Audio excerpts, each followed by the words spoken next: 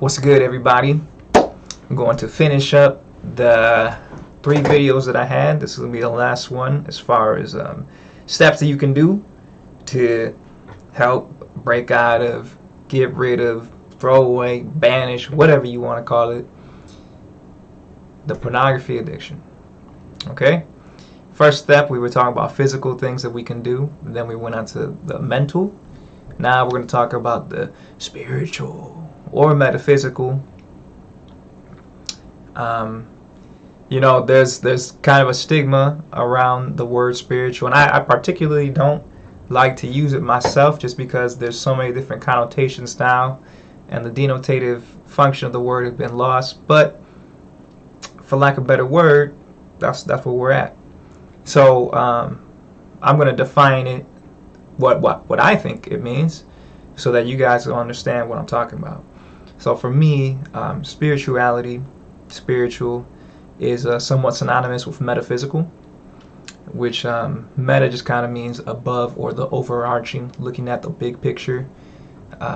Spiritual aspects, spirituality, are things that we can't necessarily see or measure yet. And in the society we currently live in, things that we can't see or measure are kind of disregarded. It is either being a type of hocus pocus. Some people might even say pseudoscience. But yeah, so that's what we're talking about. We're talking about the unknown, that other aspect. The physical things are very easy to see. It's easy to see the physical addictions of somebody who has a crack cocaine habit. Jittery. They get you can start to see they get really thin, kind of looking gaunt. Someone with heroin, you'll see track marks, again, thin and gaunt. Someone with the food sugar addiction, big, huge, fat. You see the jowls and stuff are all big. The mental level, you can kind of see this because of the way that they act. They're prone to outbursts, aggression, isolation, withdrawal. You can see the mental functions of the brain, when you start dealing with serotonin, dopamine, receptors, how often synapses are firing off. If synapses is that, what does it say? It's like synapses that fire together, wire together, or something like that. But the metaphysical, the spiritual aspect is kind of like the steam to the ice and water. It cascades down. So back to talking about pornography. What are some spiritual steps that you can take? The first thing, and I think the most important thing, is that you have to find something that you have to find an ideal that you want to live for, that you want to reach. That's how it started for me. All right. Physically, I could see the effects that it was having on me. I could see that my libido was lowered. I could see that I didn't have as much energy. I could see the mental aspects. Whenever I wanted to, orgasm, or sometimes even to achieve erection, I had to run a certain script, a certain plot, or theme, or story through my head. I could see how I was distracted easily by sexual images. But the spiritual, the metaphysical part, it wasn't so easy to me. I was lost and aimless for a long time. I didn't have anything to work towards. And especially when I was more in like the atheistic mindset that there's nothing, that when you die, that's it. It was really hard for me to care about this existence, this lifetime. My views on that have changed a lot. I can go into that in another video. But I essentially see myself as being what you might call a supreme being. I think every human, everyone is. I don't think I'm better than anyone else. I just feel like I'm not just some cog in this machine. Anyways, you gotta find something that you want to work towards, an ideal. Lucid dreaming was mine. The more I got into it, the more that I saw, I was like, well, this porn thing is just going directly against and direct opposition to what it is I'm trying to do. And it's going to be like that for a lot of the things that you want to accomplish. because porn is so pervasive in your life, and it affects so many things. Fundamentally, your energy source. You need energy to do almost anything. And if you're giving all your energy to something that's not giving you anything back except for this fleeting sense of pleasure or an escape from your situation, then you're in bad shape. You're throwing water into a chasm, an empty, endless chasm. So find something that you want to work towards, something that you care about. It might even be, you want to be the best. You want to pull your family up out of poverty, or you want to win some race or something, or maybe you just want to test the limits of what it is that you're capable of. Because I guarantee you, if you have a pornography addiction, and especially if you got stuck down into the lower levels of porn where that filth is at, then you're not going to reach it. You're not. Because in the back of your head, you're always going to feel like a fraud. No matter how many accolades or praise or things go your way, you're going to know it's like, yeah, but in my free time, this is what I do. So that's how it's going to be weighing on you. Figure out what you want to do. Again, I can't do that for you. No one can do that for you. You got to sit down and do it for yourself. That's where the meditation, the breathing, the mindfulness practices, all that stuff comes into play. Because you're going to need it. Because you're going to sit down and you're going to figure out, holy shit, I can't keep my mind straight. My mind's racing a mile a minute. That's because you're so used to having this stimulation, and it's going to be gone. Especially in this day and age with phones and video games and social media, all that shit. It's hard to sit down and just be. Just be. And that's it. It's very difficult. I speak from personal experience. I still have a hard time. Meditating, sitting down. But I'm working through it. And just like somebody who's just, starting off in some sort of sport, you're going to suck. It's going to suck. And you'll be bad. You're going to watch videos and people talk about how easy it is. It's not going to be easy for you. If I were to just start playing hockey right now, it'd be a mess. But if I kept doing it for several years, I'd become competent. So, yeah, that's the first thing. And that's kind of a no-brainer, it makes sense. But it's really important. Write it down. Break it down into goals that you can track. Because that's important for me. Being able, because, I played a lot of video games throughout my life. A lot of RPGs. I was big into World of Warcraft, Diablo, the Tactics, Final Fantasy. So I like progression. I like the whole leveled up, strength up 2, intelligence up 3. I love that stuff. So I incorporated that into my character, my avatar. Not some ones and zeros on a black mirror. I incorporated it on me. And so I was tracking. I was like, okay, did I remember my dreams? Cool, I remember my dreams for 5 days in a row. So that means I can go out and buy, something that I like, treat myself. Do that. Set up gateways and contingencies for your success. Okay? We can go into in depth in that. I'm going to talk about a behaviors video, how to alter your behaviors to make it more conducive to leaving this behind. So back with the spiritual stuff. One thing that I believe is tied to spirituality is your willpower. Because you can't measure it, you can't see it, but everyone knows it's there. It's something that exists. Your willpower, I like to think of it as it's an infinite resource that you have finite access to. And what pornography does is it limits that even more. Think about your willpower is this giant, endless sea, and you have a little hose that's connected to it, and that hose is going to you, and that's what you have access to. There's ways for you to increase that hose, so instead of being like this, it can be like this, but there's also ways for you to shrink it down to like that. That's what porn does. How does it do that? Like this. Every time that you have conflict, two sides of the brain, they're meeting in the corpus callosum. Every time that you have something saying, yes, do this, no, don't do that, you get in that conflict, you're starting to burn this out. The more that burns out, the smaller willpower you have, because you're constantly in conflict. You don't know what you want to do. That goes back into with relapsing. If you continuously relapse, you start telling yourself that it's okay, that your word doesn't mean much, and that it's all right for you to backslide, to go back into it. So going back to willpower, yeah, I do think that it's something that you have access to, but you can limit it. You can fuck it up, because what is porn? What does porn want? Your attention. Okay, it wants your attention.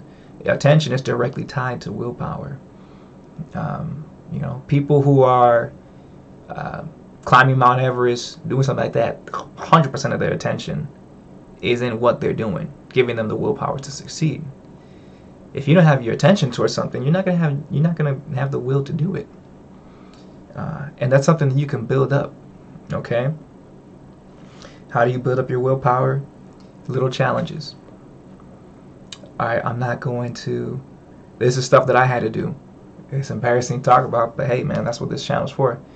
I had to make sure, like when I would go to the grocery store, it's like, I'm not looking at no ads, not turning my head for any cleavage or anything like that. Focusing on my groceries. Did it, and the temptations were there. I'd be like, oh, nope, nope, nope, look forward. And when I got out, I felt a little silly. But I was like, good, yeah, okay, cool, I did it. I did the next few times. And then after a while, I stopped doing that because I didn't need to remind myself. It was just a natural progress. So I increased my willpower. You can increase it by doing things that you typically don't want to do, but you know that you should do. A good rule of thumb is anything that you're afraid of doing is probably something that you should do within reason. Okay? And when I mean afraid, I don't mean like afraid like, oh my gosh, I'm afraid of robbing this store because it's no. I'm talking about, I don't want to go and do all these job applications because it's going to suck. You're afraid of being in a situation where you're not having fun. Maybe that's what you should need to take care of. Yeah, your willpower is something that can be built up. And the other thing is that you have a certain amount of access to it, right? So if you're spending some of your willpower throughout the day to try and block out, let's say you do it this way. Let's say you're spending a certain amount of willpower just to get through your day. You know, you got a job, you got some stuff in your personal life you have to address, go home, clean up. By the time you get home by the time it comes around, nighttime, you're getting ready to go to sleep, and it's like, do I bring my phone to my bed or do I just leave it? If I bring my phone to my bed, I'm pretty sure I'm going to be looking at some porn.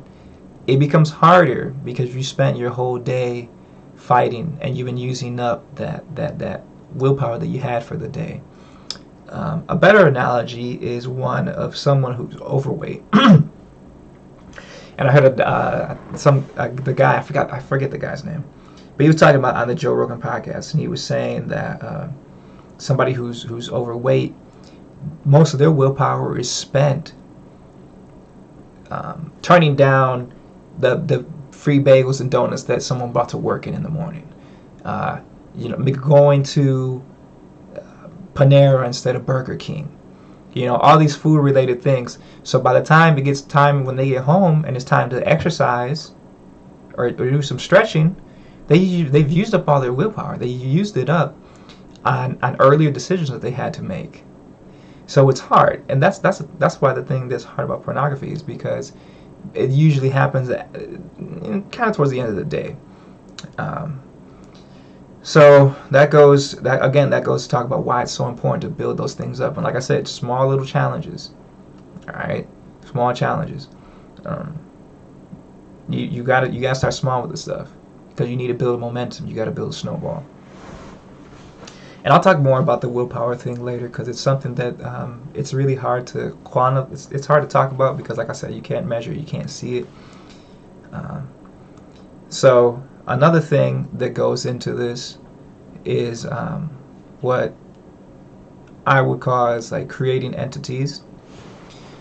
So this is represented on the mental level in a different way. You could just say it's because of your behaviors, you set yourself into a certain pattern, and now you have this habit as a result of that. I would say a step further and talk about on the metaphysical aspect is that you create entities to serve you, and they serve you in the capacity for which they were created. What does that mean? If you think that for whatever reason you're ugly, okay? A lot of stuff happens when you're younger. It can happen at any time, but it tends to happen when you're younger. Let's say you think that you're ugly. You go to school, it's your first day of school, and maybe for whatever reason, one of the kids, they say, oh, haha, it's ugly Johnny's ugly. And you're like, what? I'm not ugly. But you hear that, and so that idea pops into your head, okay? If you give that idea sufficient attention, which is like, again, that's the number one resource that exists here, is attention, which is a form of energy. If you get it sufficient attention by constantly checking in the mirror, needing that what's it called? That reinforcement, am I ugly? Am I ugly? No. You're not ugly. You're fine. If you constantly do that, you will create an entity whose purpose it is to remind you that you are ugly. All right? So let's say that your ugliness was tied to you had a tooth missing, okay? You're growing, your teeth growing in. Now, when your tooth grows in, all of a sudden, the catalyst for you being ugly has been removed. But if that entity has sufficient strength from the attention that you've given it, it will just move on to, well, your teeth are all right, but what about your glasses? You still got those weird looking glasses. So you might look in the mirror like, oh my gosh, my glasses look ugly. And because of that, now this is where the subtlety comes in.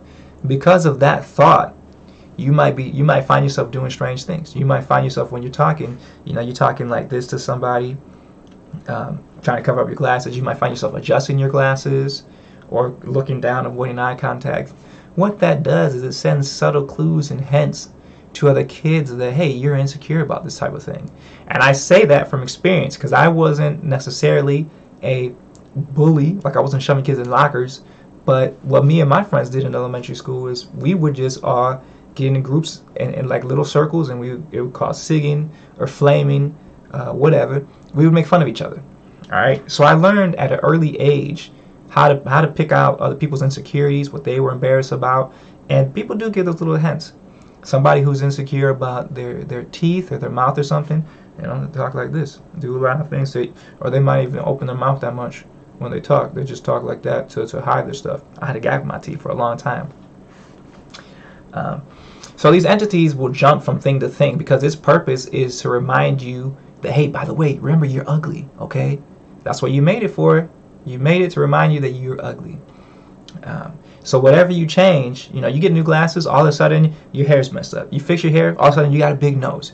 You get plastic surgery in your nose, whatever it is, it's going to jump from thing to thing to thing. And it will manifest itself on the physical level in very small ways, okay? Very small, subtle ways.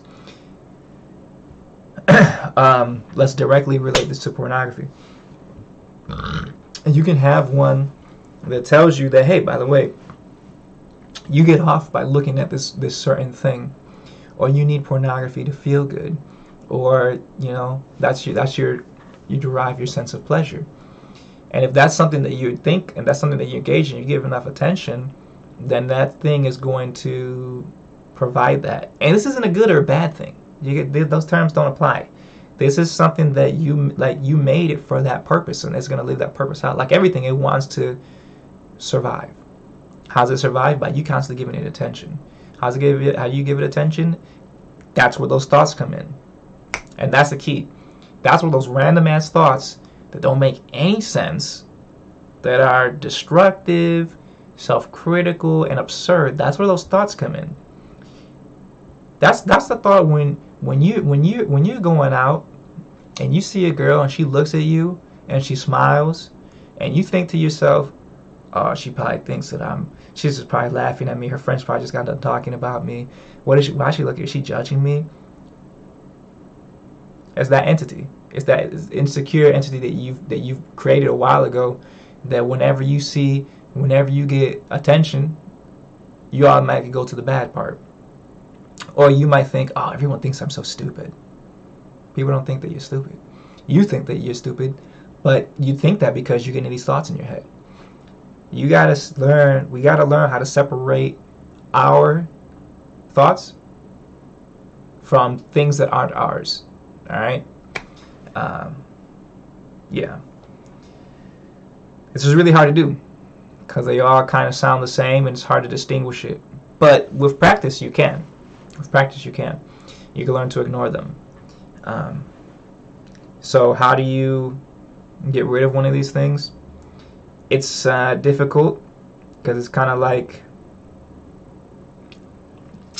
it's always going to, a remnant of it will always be there. And it's kind of like a plant, right? Once you stop watering, once you stop feeding the plant, it withers up. It folds in on itself. But all it takes is a little few drops of water for it to bloom and blossom again. And that's how these entities, that's how these thought forms are. They're probably going to be there for a long ass time, maybe until you pass and you transition out of this realm. But that doesn't mean you got to water them. That doesn't mean you have to give them attention. And you can create competing entities, okay? So if you have one that tells you that you are weak, that you're better, that you're a loser, then start doing mantras. What's the opposite? I am strong. I am alpha. I'm a winner. Do that. Get that going and start living that. Start. You have to, and it takes work. It takes work because, like I said, these entities, they want to exist. So if they see you doing the opposite, that it's going to come back and try to bring you back in. It's kind of like the equilibrium that we have with our weight.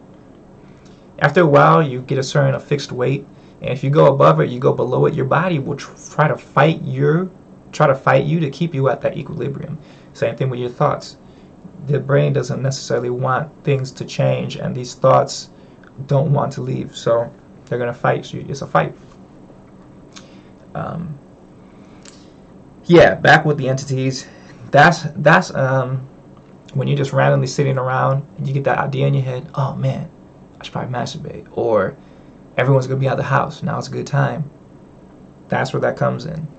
Now you could say, oh, that's just because your habits or whatever, and that's fine. That doesn't take away from it. I'm just talking about another level up.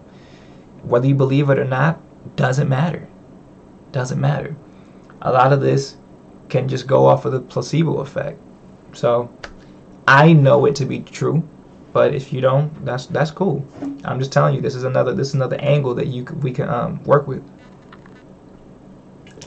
It's another angle you can work with. Not everything is going to work for everybody.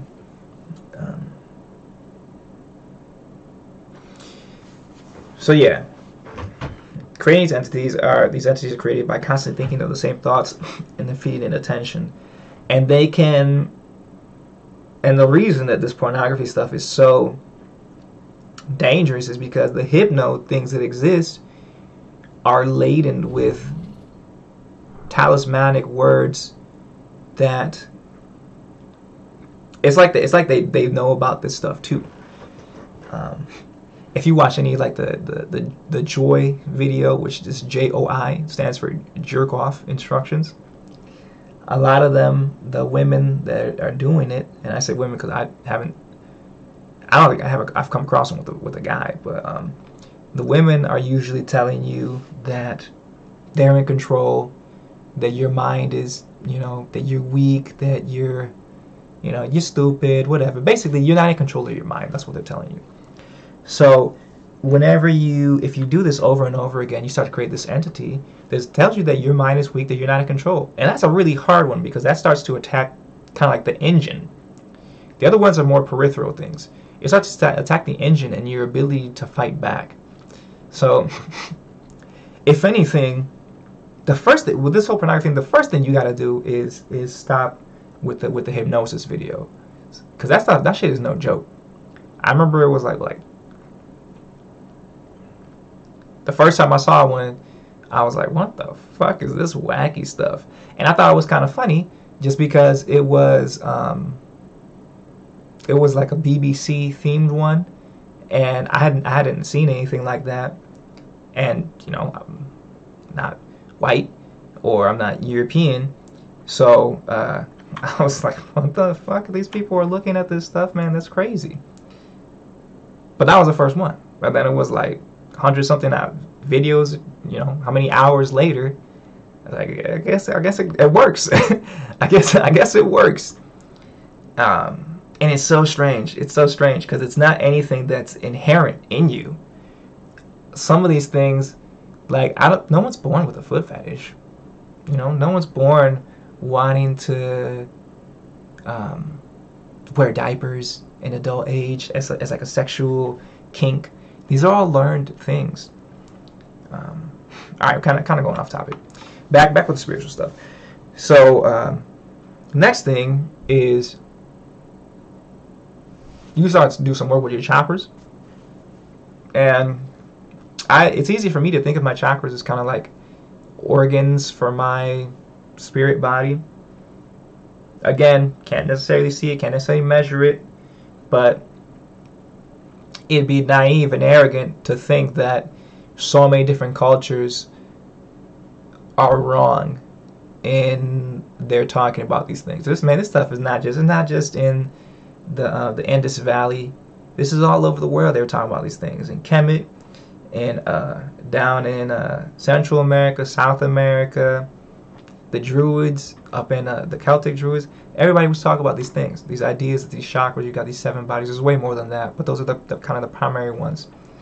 Now, the ones that we deal with, as far as the pornography ones, is the bottom 3.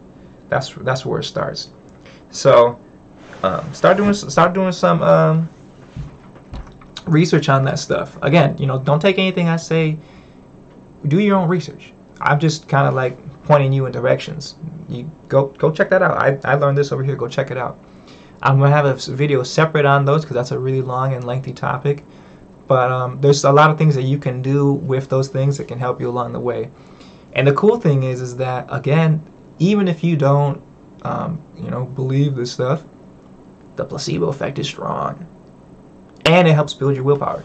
So little things, you know, getting certain incense around the house, eating certain types of herbs, getting some stones and stuff, some crystal shit. I got one right here. Yeah. Getting this stuff, holding on to that. And it's kind of like, if anything, you can just think about it like a lucky charm. It's a lot more than that, but that's how you can start. You can start thinking about it that way. What else can you do on the spiritual tip?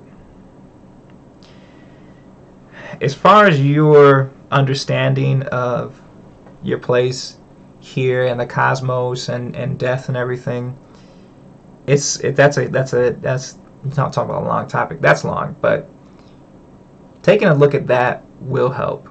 I believe it will help. Yeah, I'm not trying to change anybody's mind on that front, because, like I said, primarily this is about, we're dealing with pornography addiction. All right, there's a lot of stuff that plays into that, but primarily that's what we're talking about. So yeah, you gotta find out who you are. What are your ideals? What do you want? There's some place where you're coming up short, okay? Because you're looking at this pornography, you're looking at this stuff, you're constantly leaking energy. You're leaking your attention. It's like you're investing in something that you're not gonna get any returns on. The returns are fleeting. As soon as you get them, through your hands.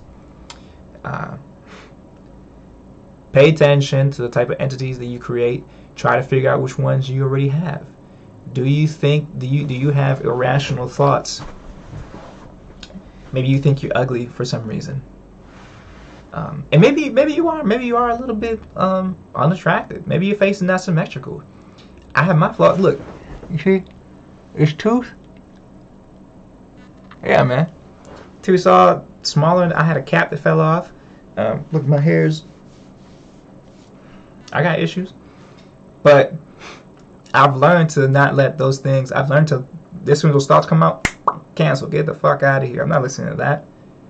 I'm not listening to that. You know, you go outside, go to a party, I take my hat off. And it used to be, oh, don't take your hair off. You know, people gonna see your hair. Your hair's so thin. But that's irrational, man. Because people aren't worried about that. People don't care. And the people who do care, fuck them. They don't matter. What's important is that you realize which thoughts are yours, which thoughts aren't yours. Because they will hold you back. They will hold you back. And again, it's not a good or a bad thing. That's just the reason you made it. Somewhere along the line, I had learned that that my hair was thin. So it was a constant, and you know, of course, and it is. So I got some comments. You know, people make jokes and stuff a few times. So that just helped fuel that thought. And every time that happened, that thought got a little bit more powerful, got a little bit more energy, a little bit more attention. But now I've kind of starved it out, so where it's small. Again, I don't care. I'm out here on YouTube, man. Like if I was doing this when I was 20 or so, I'd have a hat on every day. You would never see my head. Because the thought and the entities and stuff were stronger back then. People call this confidence. Don't matter. It's the same thing. You gain confidence through competence. Alright. So, yeah. I think I'm going to wrap it up here with that video. I'm going to do another one later. And we're going to get into, the hypnosis stuff and what that can do. Give some examples. I'm not gonna, and I made the decision not to. I'm not gonna show any examples on the thing because I don't want to give it like undue attention. But I'm going to go through a list of some things that I saw, some common themes, some common ideas, and we can tackle those and talk about those so that you can be aware of what it is that's out there, and just how messed up it is, man. It's not even dangerous. It's just like it's sick. Like, why would someone make that? You're trying to make money off people's misery by giving them this terrible complex that they're less than. But the good thing is that we're alive in amazing times right now. And there's a shift that's happening. I don't know if you notice it. You probably, maybe not. But the more that you get out of this hole, the more you're going to feel this energy. And it's not going to be the energy that existed 10, 5, 2 years ago. It's going to be different. And it's time to tap into that. All right? Anyway, before we go off on the fringe stuff, I just want to say, I used to say peace out, or I used to say peace, but I saw this one video, this was not one, a bunch of videos, this guy, Savant Bomar, he was talking about etymology and peace, how peace means, it's like a piece, it's two separate things. It's like you want to be together, so you say wholeness. So anyways, wholeness to everybody. I hope you guys got something out of this video. If you have any questions, comments, or maybe things you think that I was wrong about, leave a comment. I'll read through of them. There's not too many, so it's not hard to do. But yeah, have a good one.